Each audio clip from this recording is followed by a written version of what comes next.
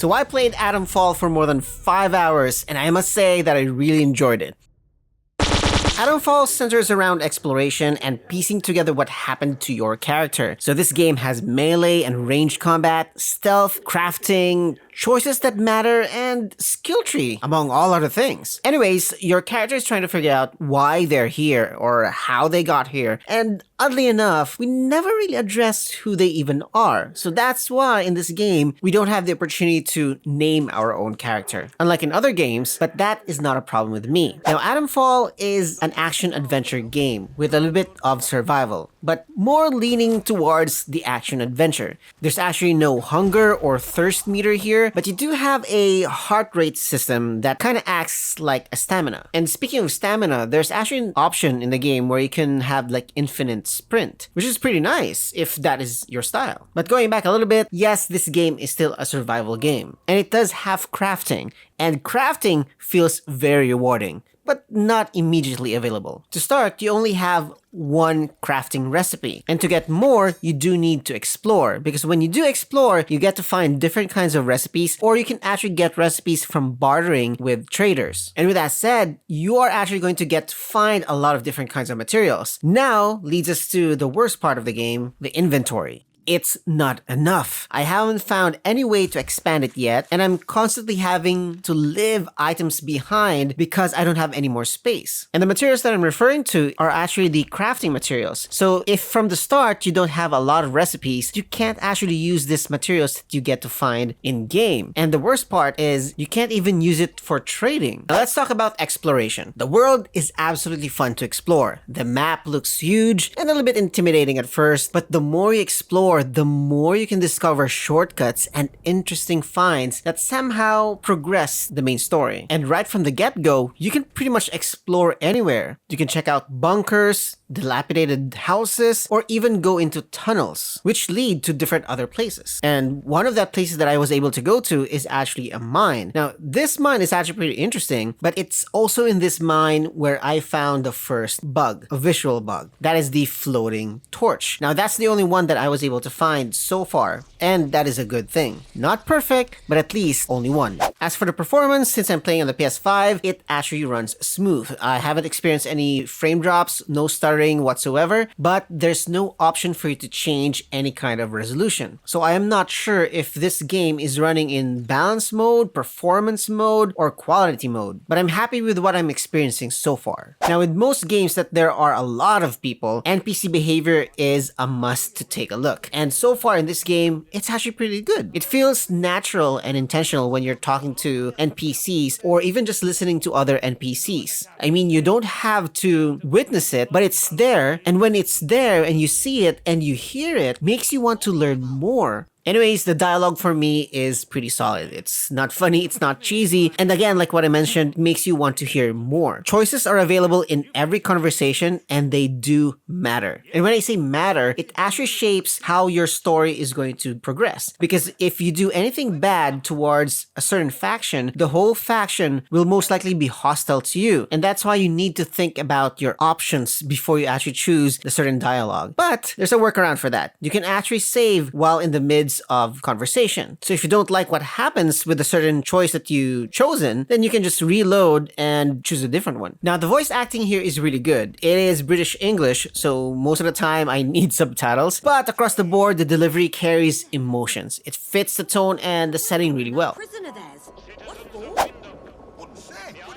Anyways, when you do talk to certain characters, sometimes they will just give you a quest. And the quest here is called Leads, which is kind of good because it now sounds like you're investigating, which is, yes, you are. Now, visually, it reminds me of PS4 era version of The Last of Us, but in a good way. Some area looks great, especially when you're looking at the characters. They are well made and well thought of. Although there are certain parts where it looks a little bit pixelated, maybe it's their kind of choice, but it looks weird. Now, I also do need to mention something that I don't like in this game is that the gore and blood is kind of like toned down. So some of the dead bodies that you can find over here don't really look like they're dead. There might be some blood, but that's it. It doesn't look real at all. And then when you do fight certain enemies, there's no real blood that comes out. So when they die, it's just going to be a lifeless ragdoll on the ground. Anyways, controls for this game game is actually easy to understand. One thing that stood out for me though was how immersive it feels when you're looking up or down. It's not just the camera that is going up and down, it feels like your head, your actual head, is moving up and down. And that's why when you're actually using the metal detector, it feels so good when you're looking down, looking at the scanner. Now the combat is okay, but the melee part can feel a little bit clunky. Like it's quite heavy for the character to punch, or maybe it's actually because there is a slight lag. And unfortunately, despite being an action-adventure game, there's no dedicated block or dodge button. So the only way to move out of enemy attack is to move forward, backward, or strafing, which is a little bit harder, especially if you just come from Monster Hunter Wilds. Anyways, in this game, we do have monsters, but let's talk about the outlaws first. These are the early human enemies that you'll come across. They're not hard to handle, but they are numerous. But you can easily tell if they are close because all of them knows how to whistle.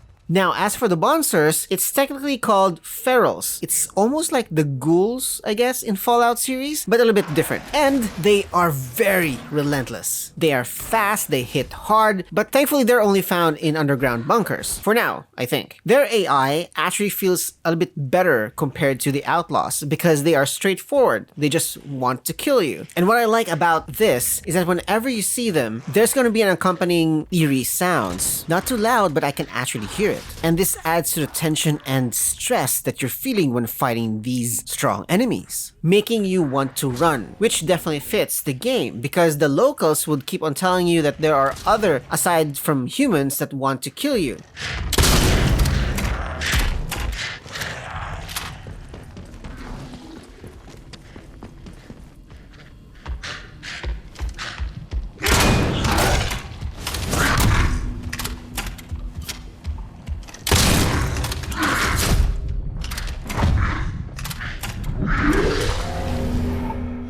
Yes, and those are the ferals. So continuing with the sound design, yes, Atomfall shines in this category. The different sound effects that they place in a certain area kind of makes you feel immersed. Example of that is when you're close to a waterfall, you can actually hear it, but once you come closer, it kind of changes. It makes you feel that you are really there, and at the same time, there are different sounds coming from, let's say, the birds, the trees kind of moving, and then the wind, and they just create that awesome sense of atmosphere while you're in the game. Even the sound effects when you discover something really sound so good. Don't do nothing stupid, friend. So my final thoughts, my first impression for this game is definitely good. I want to play more, and I want you guys to try it. This game is good, especially for those who love exploration like me. There is a potential to this game, and if they fix the combat part or add more stuff or add more quality of life, this game would be really good. Now, I'm playing this one in early access, so there's still a bit of chance that there will be a patch that can address some of these problems. So again, I highly suggest to check out this game. It's worth it. And with that said, thank you so much for tuning in for this first impression. I'm going to be continuing playing the game, and once I finish it, hopefully I can make a review, but I am going to continue making content for this game as well. So you can check out the tips, tricks, and guide for Atomfall in this video over here. If not, you can always check out my other videos over here. By the way, my name is Dark, and I hope that I'll see you again next time.